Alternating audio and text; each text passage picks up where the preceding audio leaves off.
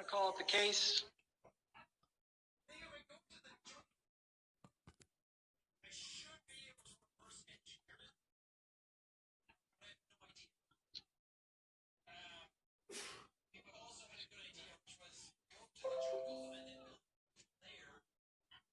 One moment.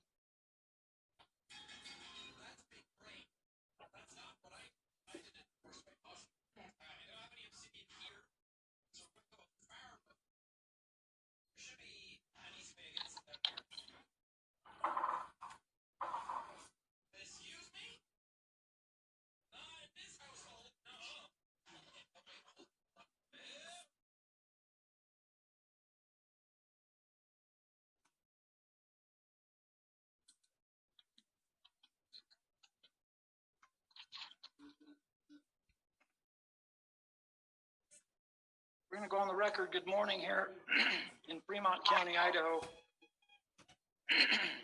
This is the case of CR 2220-755, State of Idaho versus Chad Guy Daybell. This matter is being held at the Fremont County courtroom via Zoom remotely. Mr. Daybell, the defendant, appears with his counsel, Mr. Pryor, at the jail here in Fremont County. Mr. Wood appears remotely from his office. There is the clerk here, there's a court reporter, and there is some IT support that is also on the line. This is the date and time set for an initial appearance. The reason we're holding this hearing remotely via Zoom is due to an order that's been issued by the Supreme Court. In that order, it designates that whenever plausible, hearings are to be held remotely in order to effectuate safety of society and effectuate safety of all employees in the courtroom. In future proceedings, it will be an issue that's addressed case by case and hearing by hearing. That order is dated April 22nd, 2020, and has been issued by the Idaho Supreme Court.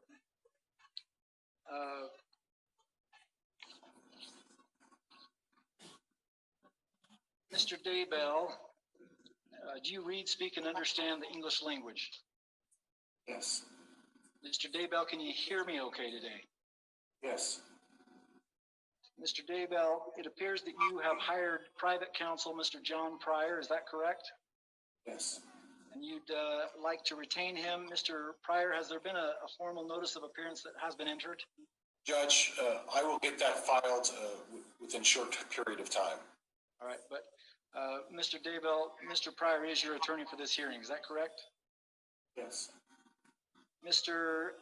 Daybell, have you seen a notification of rights form that was provided to your counsel prior to the hearing here today?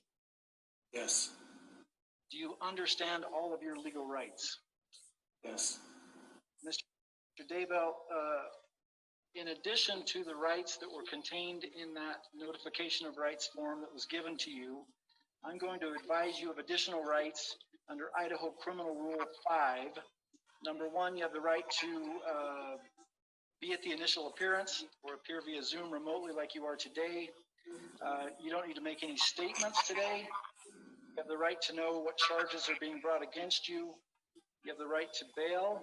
You have the right to counsel.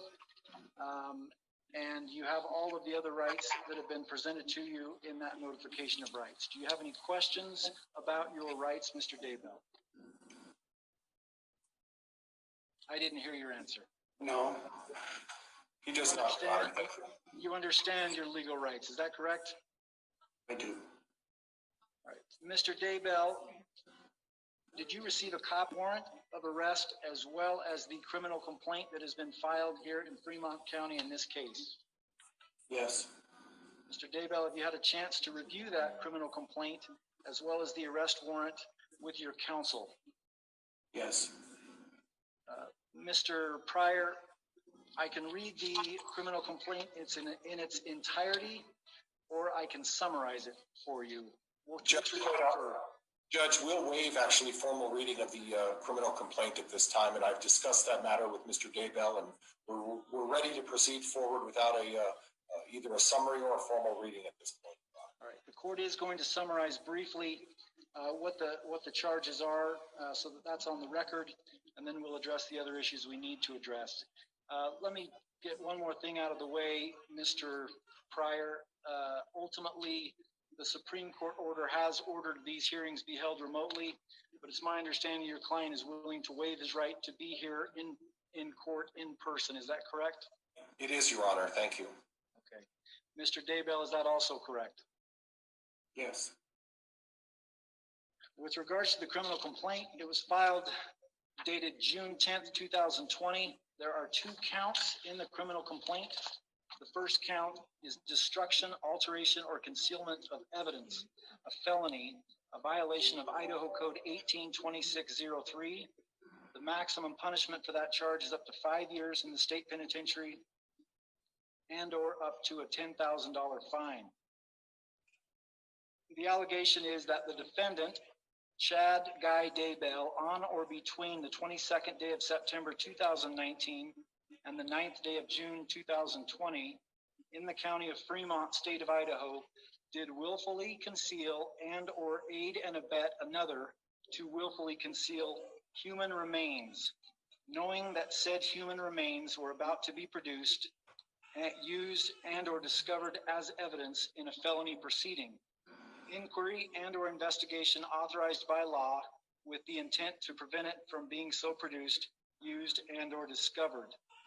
Count 2 is also the same charge, destruction, alteration, or concealment of evidence, a felony. It's punishable by up to 5 years in the state penitentiary and or up to a $10,000 fine. It alleges that the defendant, Chad Guy Daybell, on or between the 8th day of September 2019 and the 9th day of June 2020 in the county of Fremont, state of Idaho, did willfully destroy, alter, and or conceal human remains, and or did aid and abet another to willfully destroy, alter, and or conceal human remains, knowing that said human remains were about to be produced, used, and or discovered as evidence in a felony proceeding.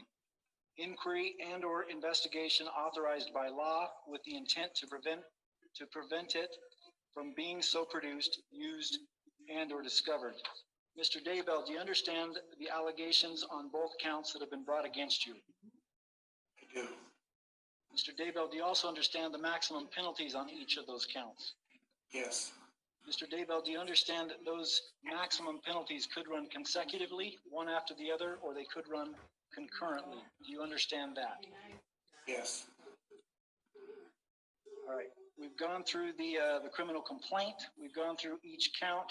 I've advised the defendant of his right. We've gone through that form. Let's discuss the next hearing that's going to be set. Mr. Pryor and Mr. Wood, that next hearing would be a preliminary hearing or a probable cause hearing. The defendant has a right to have that within 14 days if he's incarcerated. It's my understanding that based upon previous conversations that there'll be a waiver of that speedy preliminary hearing. Is that correct, Mr. Pryor? It is, Your Honor. I've had that discussion with Mr. Daybell. In addition, I've had that discussion with Fremont County prosecuting attorney, and at this point, we'll waive the time. Mr. Wood, is that correct as far as the stipulation? Yes, the state's fine with that, Your Honor.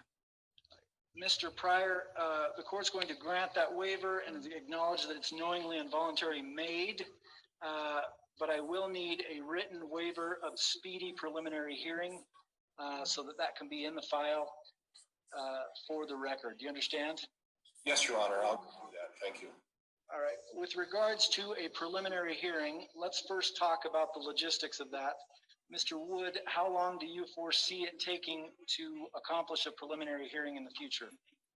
No longer than a day. Okay. 1 day, Mr. Pryor, do you concur with that? Judge, I'm at a little bit of a disadvantage, but for practical purposes, I think a day would be appropriate. All right, we'll set this for 1 day. Mr. Wood and Mr. Pryor, do you have a timeline that you'd like to look at as far as scheduling that today? Judge, my preference would be within 4 to 6 weeks. Mr. Wood? That's fine. We do have a preliminary hearing on July 9th and 10th. in the Lori Vallow case. And so if we are going to push it out that far, I'd ask that this prelim be at least the week of the July 16th. Unfortunately, I'm going to be out of town the week of July 16th, and I won't be back for some time. So if we need to have it in July, it probably needs to be towards the beginning of July or into June. Otherwise, it's going to have to be the last week of July. Mr. Pryor, does that work with your schedule? Judge, the latter part of June and the first week of July, the 1st and the 2nd of July would be ideal for me if that's available to the court and to Mr. Wood. We can make that work. All right, let's look at dates then. I'm looking at the calendar. The end of June, it looks like those Monday is the 29th, and then Tuesday is the 30th, and then Wednesday is July 1st, Thursday, July 2nd. Which of those days do both of you prefer? I think the 2nd would be best for the state. Mr. Pryor, does that work for you? Judge, I believe the 2nd falls on a Friday, if I'm not mistaken. So I would like to see if we could do the 1st, and if necessary, we can have the 2nd available in the event this thing runs a little longer, Your Honor. Okay, so the 2nd is a Thursday, Mr. Pryor, but I appreciate that you would like to have extra time if it does go over. So if we set it for the 1st, Mr. Wood, can we do that? And then if it spills over into the 2nd, we'll make sure that date's available. That'd be fine. Okay. We'll set that then July 1st and July 2nd for the preliminary hearing or the probable cause hearing. Lastly, the court has issued the arrest warrant. The court designated that it would address bond and or bail at the hearing set today. And so I'd like to hear argument from both parties regarding bail. So why don't I hear from the state first, and then I'll hear from the defense. Thank you, Your Honor. The state is requesting the bail be set at $1 million. While we recognize that felony concealing of evidence only has a maximum sentence of 5 years per charge, I think the background and context of this case necessitates a higher bail. One of the primary reasons we are asking that bail be set in that amount is that the evidence that has been concealed in this case, it's not simply a document, drugs, a gun. These are human remains. And we can, although those remains have not yet been positively identified, we are aware that those remains are the remains of children, which we believe is an aggravating factor. We have asked that the probable cause affidavit be sealed, but I would ask the court to take note of paragraphs 39 and 40 and the manner of the concealment of one of those bodies, which the state finds to be particularly egregious, both an aggravating factor and bears on character, as Rule 40 as Rule 46 allows us to look at. Your Honor, we understand that the possible sentence on this case is not that long, but knowing what the subject matter is, we find it extremely serious. And we would also note that because of what has been found on Mr. Daybell's property, should he bail out, he has strong incentive to flee. Clearly, this is the beginning now of an investigation into the deaths of children who are found on his property, and so that provides a strong incentive to flee, and we would ask that the bail reflect that. Whatever the court sets as bail, we would ask that the conditions be set that should he bond out, that he be required to wear an ankle monitor, and that his movement be restricted to Madison and Fremont counties. Thank you, Mr. Wood. Mr. Pryor, I'll hear from you next. And Judge, just for purposes of the record, my understanding is the court's allowing us to address this issue of bond, but that in no way limits us in the future to file a further motion for bond if that's necessary. And I believe that's the court's understanding, Mr. Wood's understanding as well, is it not, Judge? Let me make that clear for the record. Because of the nature of timing and such, generally speaking, the court sets a bail based upon a probable cause affidavit, and then if a motion needs to be filed after, it can be filed. I did not set a bail because, frankly, it was timing. And so, correct, Mr. Pryor, I'm going to give you complete ability to file a renewed motion or a first motion to deal with bail. I guess de novo is how you could look at that. And so I'm going to set bail today. When you file your motion, the court will definitely give you a hearing for that, and we'll take it and make a decision based upon that. Thank you, Your Honor. But in regards to argument, Your Honor, I would point out that the charges are, as Ms. Ward pointed out, carry a maximum of 5 years. Mr. Daybell is not charged with anything more serious. And quite honestly, for the prosecuting attorney to assume that in the future he may or may not do that, and that we should increase the bail with the idea that in the future there may be something else coming down the pipe is just clearly contrary to what the purpose of bail is. Bail is to assure that Mr. Daybell shows up to court. Bail is to assure that he's not a flight risk, and there's nothing, as far as I'm concerned, in his history that indicates that he's going to flee the jurisdiction. I would refer the court to the affidavit on number 26, and it talks about the last time that they saw the kids. If Mr. Wood's intention is to pursue further charges, my belief is that he would have pursued those. And quite honestly, at this point, the court needs to take consideration of what the current charges are and whether or not Mr. Daybell will show up to court. Mr. Daybell has taken the initiative to hire private counsel. He has shown up to the proceeding today. Obviously, he's in custody. But Judge, when the police showed up at his house last night, Mr. Daybell didn't flee. Mr. Daybell didn't abscond. Mr. Daybell didn't run. Mr. Daybell's intention was, through his counsel, to turn himself into the court if that was something that was going to happen and address these issues. He has every intention of addressing these issues. He has significant family in the community. He has kids that live here. He owns property here. And quite honestly, I disagree with Mr. Wood. Mr. Daybell has every intention of staying in the community and every motivation to stay in the community and address these charges. So at this point, Judge, I would ask the court to put the bail at an amount that's appropriate for a 5-year felony sentence. I understand that there's been a significant amount of publicity with this, but publicity is not a reason to raise the bail to an extraordinary amount. And I would suggest that Mr. Wood's suggestion that a $1 million bail is okay, it's not okay, Judge. A $1 million bail is not okay for a 5-year felony sentence. And if in the future Mr. Wood decides to pursue other charges, I'm sure we'll address this again. But at this point, Your Honor, I think it's important for the court to set a bail at an appropriate amount based on the 2 felony 5-year sentences. I would ask the court for $5,000 on each count for a total of $100,000, Your Honor. Thank you, Mr. Pryor.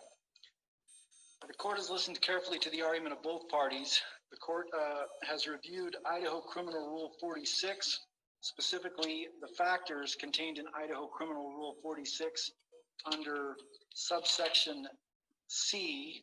There are 10 different factors that the court has looked at. The court has also looked carefully at Idaho Code 192904 and the factors that are designed therein. In looking at the factors in 192904, there are 4 specifically that the legislators have set forth. Number 1, ensuring the appearance of the defendant. Number 2, ensuring the integrity of the court process, including the right of the defendant to bail as constitutionally provided. Ensuring the protection of victims and witnesses. And number 4, ensuring public safety. The court is cognizant that there is an absolute constitutional right to bail provided in both the Idaho Constitution and the U.S. Constitution. The court has taken all of those factors into account, and based upon those factors and the charge, the court is going to set bail in the amount of $1 million. The court notes that the charge is destruction, alteration, and concealment of evidence as pertained in the criminal complaint.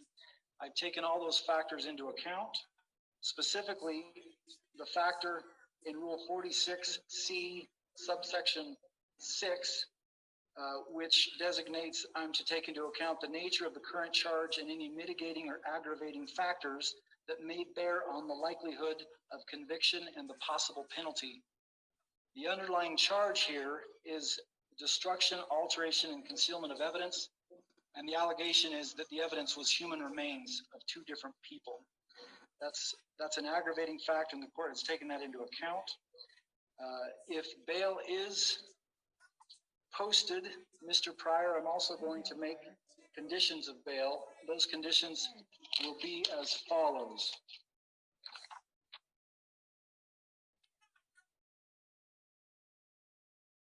Number one, I'm going to order that a waiver of extradition be provided to the Fremont County Office of the Sheriff. The prosecutor must approve the waiver of extradition by his signature on the waiver of extradition. A copy of that waiver must be filed with the court. Number two, I'm going to order that the defendant shall reside within the boundaries of Bonneville, Jefferson, Madison, and Fremont counties in the state of Idaho. The defendant shall not leave these counties for any reason. Number three, the defendant shall provide the court with his current address and shall not change his address without notifying the court. Number four, the defendant shall keep in regular contact with his attorney. Number five, the defendant shall appear for all court appearances. Number six, the defendant shall obey all laws of the state of Idaho and the United States of America. Number seven, the defendant will sign up for pretrial services and check in with pretrial services here in Fremont County on a weekly basis, as directed. The defendant shall have absolutely no contact with the victims' families and or any of the state's witnesses in this case. Contact shall include, but be not limited to, verbal contact, written contact, visual contact, text messaging contact, email or internet contact, and or telephonic contact. Such contact shall also include contact through third parties. Number nine, the defendant must wear an ankle monitor 24 hours a day, 7 days a week. He must have the ankle monitor in place before he is released from the Fremont County Jail. Any violations of the geographical limitation imposed herein must be reported immediately to the Fremont County Sheriff's Office and the court.